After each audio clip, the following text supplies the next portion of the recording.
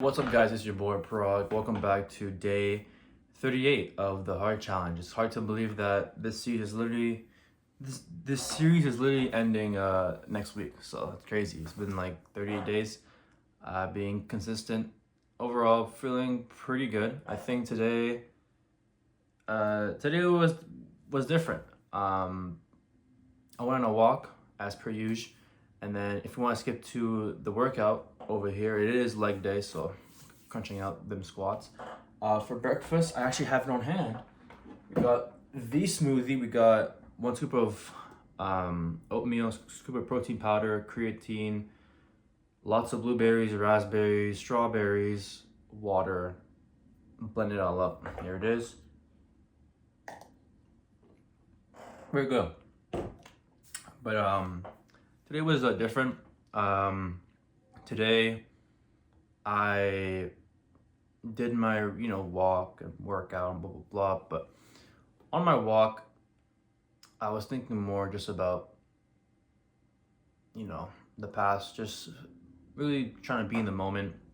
And then at some point, I started to listen to like podcasts, and it's like it's normal to listen to podcasts, but me, usually, when I go for walks, like I'm like blasting music. I'm reading like manga on my phone while walking. But today was more like, I don't know, trying to understand myself. I don't really know how to explain it, but I was like listening to a podcast, and the podcast, I forgot his name, but it's like that tall, like bald dude.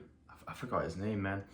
But he's talking about like how to like being lonely, being alone, and yeah. And then today was different because usually when I get home, I'm like always on my phone. I'm like on TikTok while I'm doing like, if I'm going to the bathroom, I'm on TikTok while I'm working out. I'm either blasting music, or in between my sets, I'm like on my phone scrolling and doom scrolling. If I'm making a smoothie, for example,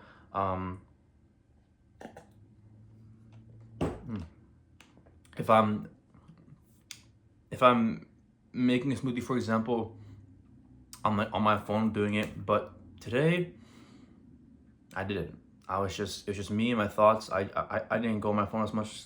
The only time I did go on my phone today was like to open up the Starva app to like track my walk. I opened up like iMessage for a little bit, but quickly closed that. Then yeah, I'm just trying to be more alone with my thoughts, but away from being depressive. I don't know if that sounded depressive, but if it did, sorry. Anyways, oh wait. Anyway, before we get into the main reading, we both got to do a question of the day, and that question is, if I can flip a page, what does your ideal life look like? I don't know. My ideal life is that I would want to be a dad. I want to be successful in my life, mentally, physically, financially, all that kind of stuff. I want to have a purpose. I want to find a purpose. I want to have a family, but I don't know. I don't know. When it comes to partner, when it comes to relationships with marriage and wife and kids, it's like I don't know. I'm gonna spit something for a little bit. Y'all can disregard it if you want, but one thing that's been on my mind a lot is like having this envision of wife and kids. It's like, obviously everyone does, well, mostly everyone does it. My parents want it, but I don't know if I want it. I don't know. Like, yeah, it would be cool to be a dad. You know what I'm saying? Like have my own kid and wife. But on the other hand, I don't know how to explain it, guys. I don't know. Okay, aside from that, ideal life. If we're stepping away from family, blah blah blah, etc. Ideal life would be having a job or having a business of some kind. Financially good, mentally good, and overall, I still have my close friends and family, and just overall able to thrive with them. Okay, enough of the real talk. Let's get on to the reading of the day. There's like seeds in my mouth because of the smoothie, I'm not gonna lie. This also entails a rethinking of the notion of culture. In traditional anthropology and sociology, culture shapes social bonds through roles, norms, rituals, and social scripts. That is through positive injunctions to belong, identify, execute, or even improvise. In that contrast, in negative relations, actors grapple with the exclusiveness and meaning of their own actions. If culture is increasingly taking the form of advice or self help culture, it is done precisely because the realm of love, parenting, and sexuality. Few cultural schemes guide action in a binding way and propel men and women to align themselves around agreed upon rules and norms. Self help culture and psychologically advice contain and admit scripts for rationality, but it does not do this from within a set of order and sacred symbols, but from a sociality ridden with uncertainty.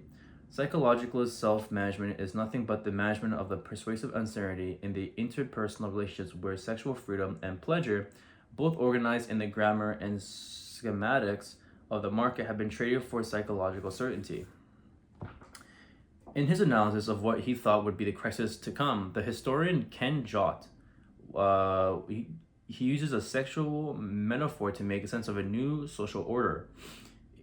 He thinks the world of post-Cold War would resemble a bar for singles.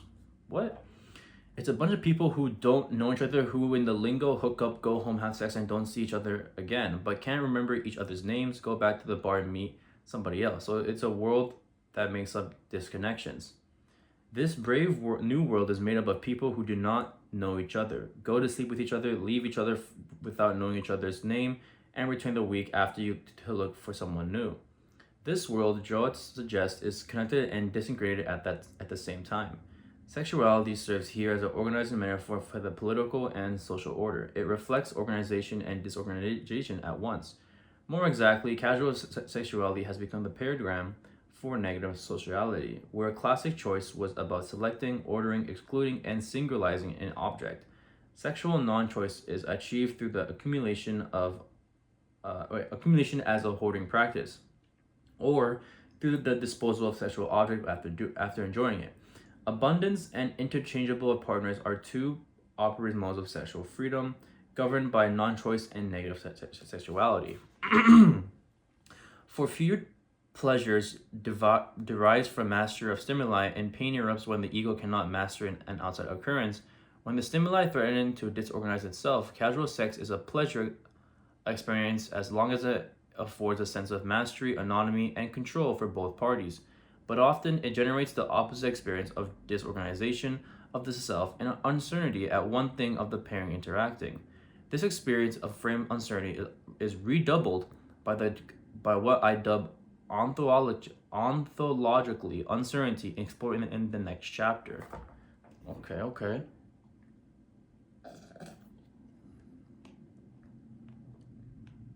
I feel like I didn't put much water in this, so like it's kind of like sludge, but it is what it is. All right, next page. Chapter 4. Bro, chapter 4 is literally opened up with a quote in French. Bro, I ain't reading that shit. What the hell? Yeah, I can't say that. Chapter 4, capitalism and the rise of ontological uncertainty. The first paragraph I'm not reading, guys, because it's in French. Okay, anyways. Oh, there's a translation right below it. Oh my god. Anyways. I write as an ugly woman. For the ugly ones, for the frigid, for those who are badly effed, for the uneffable. All the excluded from the big market of the hot chick. I write as well for the men who do not want to be protectors, those who would like to be but do not know how to do it, those who are not ambiguous, competitive, or well hung. What the hell? In the meantime, I was able to observe you more. Through it did not matter to me the least what you looked like. Your words were all I cared about. So great, so the power of your words over me, that from then on I liked what you were wearing very much. The problem is no longer how how to do what you want, but to know what would satisfy you. Okay. Random ass quotes. The Harvey Weinstein scandal will remain one of will, oh my god. Who? The Harvey Weinstein scandal will remain one of the watershed moments of 2017. The Hollywood Mongol was accused of harassing or raping, damn, over 100 women. Oh my goodness. With the complete knowledge of his colleagues, assistants, and employees for more than 2 decades. Jesus Christ, bro, that's yikes. The worldwide reaction to the Winston's scandal, with millions of women on social media telling their own stories of sexual abuse, harassment, and rape under the hashtag #MeToo. Exposed to the public eye, one of the most central questions of feminism. Why is it, despite modest but meaningful inroads towards equality, the sexual domination of men over women remains deep and widespread? Sexual domination is manifested through male violence, of course, but it is also manifested in more diffuse, elusive, and vague processes of devaluation of women. Building on the previous chapters in this book, this chapter aims to understand the economic, social, and cultural mechanisms explaining how women are devalued through sexuality and rendered, goddamn, and rendered disposable through mechanisms that remain to be clarified. Whether sexuality is an authentic part of ourselves replaced by a too long religious and patriarchal history, or a psychic truth that we are compelled to reveal under the watch of the experts, an indisputable fact remains: sexuality has become the conveyor belt of consumer and technological practices. Sexual practices and interactions are subsided under the economy. The sexual subject, who was conceptualized by Sigmund Freud as a bundle of unconscious drives, later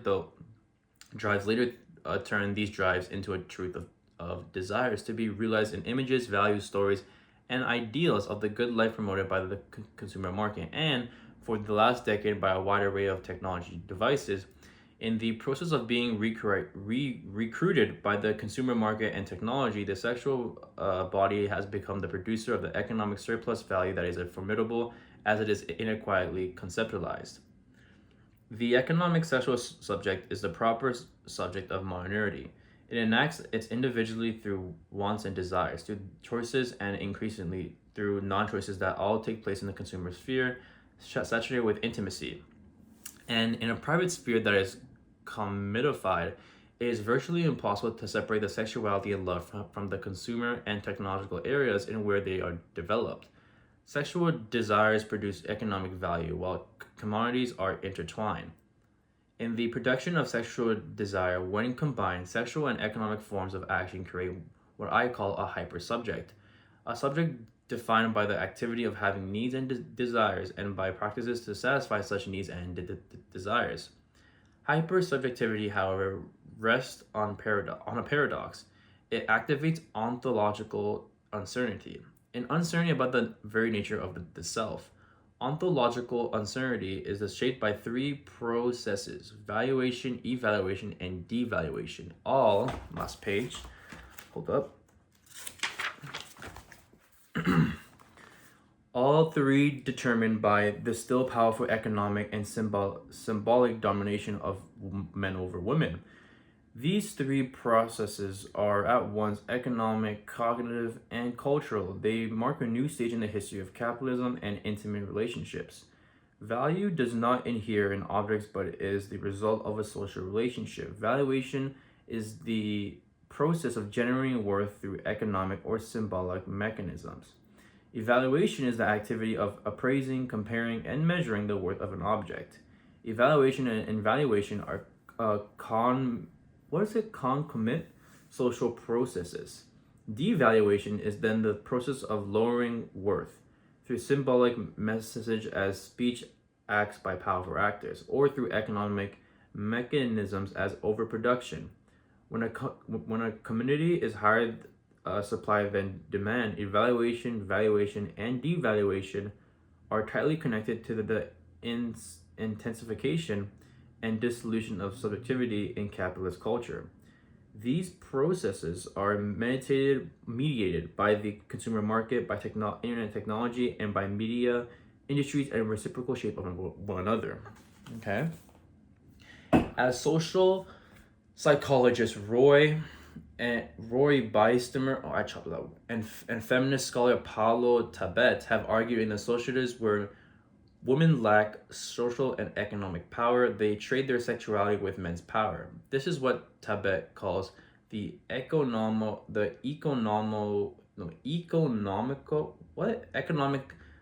sexual change. In such societies, women exchange sexual services with men who control them for different prices, usually a long courtship and marriage, but also for gifts as found in dating or for money as found in prostitution. Hey, yo. After the 1970s and the consumer economic afterward, two important changes took place.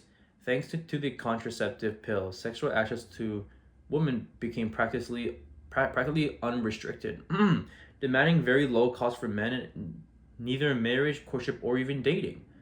Second, the sexualization of women's bodies undertaken by the media and fashion industry a formidable economic value that benefited most men. As Carol Pateman put it, there is a huge multi-million dollar trade in women's bodies. Okay, so that was the last chapter of the day. And I mean, last page of the day. I don't know how I feel about that. Like, the whole women stuff. I don't know. I feel like my 2 cents is I just think men and women should be equal. That's it. You know what I'm saying? Simple as that. But hey, thank you guys for watching the reading section of the day. Oh, shit. On to the workout. Peace. Leg day. Okay, doing some squats, you know what I'm saying? Some light for me. Honestly felt pretty good. My legs, I don't know, my lower back kind of hurts when doing squats, so I gotta be more cautious of that. But overall, pretty good. Making sure everything's all straight, you know what I'm saying? Some light. Then we do a superset with glute bridges because, you know, gotta target the glutes. Glutes are very important to your well-being, guys. So train them. And then after that, we're doing some calf raises. Nothing much else to really say here. Just make it, I do it single-legged because I like to put more like emphasis on each calf. Then after that, we're doing some tibialis raises, guys. I said it like a lot in my videos, but if you guys are playing sports or jumping a lot like this, it will really help your legs. So do that.